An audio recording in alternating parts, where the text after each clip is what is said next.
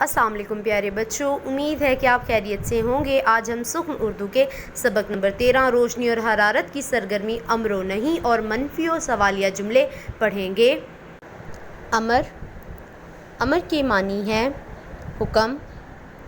अमर के जुमले में काम करने का हुक्म पाया जाता है। मसलन किताब पढ़ो, ख़त लिखो, सच बोलो, नीचे बैठो वगैरह। प्यारे बच्चों, वो जुमले जिनमें किसी काम करने का हुक्म दिया जाए वो अमर कहलाते हैं, जैसे कि किताब पढ़ो, नीचे बैठो, खाना खाओ वगैरह। नहीं, नहीं के मानी है रोकना या मना करना।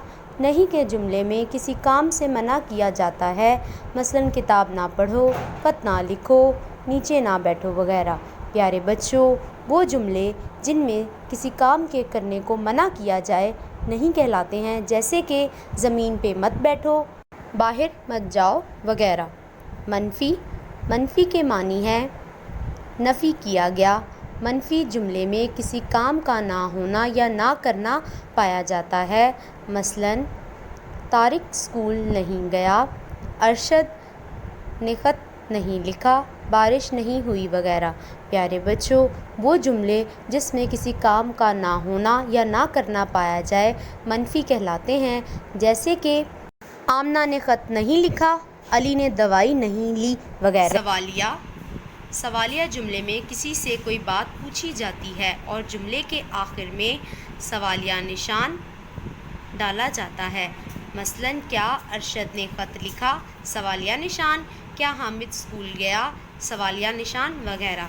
प्यारे बच्चों, ये ऐसे जुमले होते हैं जिनमें किसी से कोई बात पूछी जाती है और इनके आखिर में सवालिया निशान आता है, जैसे कि क्या बारिश हो रही है, क्या आमना ने खाना बनाया वगैरह। प्यारे बच्चों, हमारा आज का सबक यहाँ पर मुकम्मल हुआ।